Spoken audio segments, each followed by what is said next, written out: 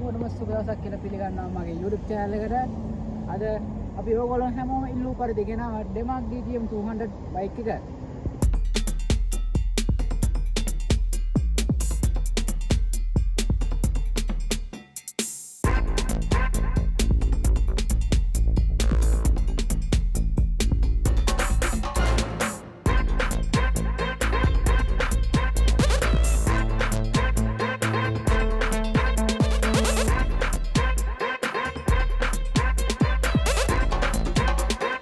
DTM 150 බයිසිකලය ගැන කතා කරද්දී අපි ඕගොල්ලන්ට පොරොන්දු වුණා DTM 200 බයිසිකලයක් ගැන අරන් එනවයි කියලා. ඒ වගේම අපේ යාළුවෝ හැමෝම ඉල්ලලා තිබුණා DTM 200 බයිසිකලයක් ගැන අයියේ අපිට අරන් එන්න කියලා. අද අපි ඉතින් ඕගොල්ලන්ගේ පොරොන්දු වුණ ආකාරයටත් අපි අපේගෙන් ඕගොල්ලන් ඉල්ලපු ආකාරයට අපි ගෙනාවා DTM 200 බයිසිකලයක් ගැන. අපි බලමු මේ DTM 200 බයිසිකලේ තියෙන ඔප්ෂන් මොනවද කියලා. ඔයාට බැලුමට පේන ආකාරයට මේක DTM 150ක්ද නැත්නම් DTM 200ක්ද කියලා හිතා ගන්න බැරුව ඇති නේද? මටත් පොඩි අවුලක් තියෙනවා. ඒ හිතා ගන්න පොඩ්ඩක් අමාරු. මේවට 150 එක වැඩි ගත්තාන් පස්සේ මේකේ වෙනස්කම් ගොඩක් තියෙනවා. හැන්ඩල් බාර් එක, බොඩි කිට් එක, සයිලන්සර් එක වගේම එන්ජින් එකත් වෙනස්කම් විශාල ප්‍රමාණයක් තියෙනවා. මෙම DTM 200 බයිසිකලේ ලක්ෂ 3ක් ලක්ෂ 4ක් අතර වටිනාකමක් ඇතුළත විකිනනු ලබන මේ බයිසිකලේ කන්ඩිෂන් අනුව තමයි එම වටිනාකමක් තීරණය වන්නේ.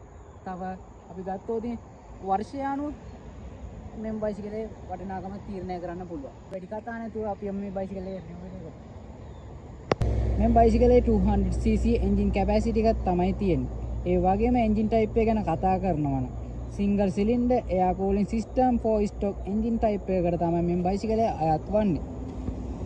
මේ බයිසිකල් එකේ ගියර් පද්ධතිය ගැන කතා කරනවා නම් 5 ස්පීඩ් ගියර් බොක්ස් එකක් තමයි මේ බයිසිකල් එකට Demac විසින් අපිට ලබා දීලා තියෙන්නේ. ඒ වගේම මේ බයිසිකල් තෙල් ටැංකියේ කැපැසිටි එක ලීටර 7.5ක් වගේම රිසර්ව් එකේ ලීටර 0.5ක් බලා ගන්න පුළුවන්. මේකේ ඉන්ධන කාර්යක්ෂමතාවය ගැන කතා කරනවා නම් සාමාන්‍යයෙන් ලීටර කිලෝමීටර 30ක් 35ක් අතර ඉන්ධන කාර්යක්ෂමතාවයක් සිදු වෙනවා. ඊළඟට අපි යමු මේ බයිසිකලේ බ්‍රේක් සිස්ටම් එක ගැන කතා කරන්න. මේක ඉස්සරහා සහ පිටුපස බ්‍රේක් දෙකම ඩිස්ක් බ්‍රේක් විදිහට තමයි අපිට බලා ගන්න පුළුවන් වෙන්නේ. මේ ඩිස්ක් බ්‍රේක් හඳුන්වා දීම නිසා අපිට පාරේ යනකොට වැඩි ආරක්ෂාවක් අපිට මේ බයිසිකල් වලින් බලා ගන්න පුළුවන් වෙනවා. මේක ඉස්සරහා බ්‍රේක් ගැන කතා කරලා ඩබල් පිස්ටන් බ්‍රේක් කැලිපර් එකක් තමයි අපිට බලා ගන්න පුළුවන් වෙන්නේ. ඒ වගේම පිටුපස සිංගල් පිස්ටන් බ්‍රේක් කැලිපර් එකක් තමයි DTM ලා මේ බයිසිකලේ ලබා දීලා තියෙන්නේ. Demac විසින් DTM 150 බයිසිකල් එකට ඇලෝ වීල් වගේම ස්පොක් වීල් වර්ගයෙන්ම හඳුන්වා දීලා තිබුණත් අපිට DTM 200 බයිසිකල් එක හඳුන්වා දීලා තිබෙන්නේ ඇලෝ වීල් වර්ගයෙන් පමණයි. ඒ වගේම මේකේ ෆියුල් සිස්ටම් එක විදියට කාබුලේටර් එකක් තමයි මේකට දීලා තියෙන්නේ. ඒ වගේම මේ බයිසිකල් එකේ බර කිලෝග්‍රෑම් 195ක් අපිට බලා ගන්න පුළුවන් වෙනවා. අද මම මේ වීඩියෝ එක මෙතනින් නතර කරනවා.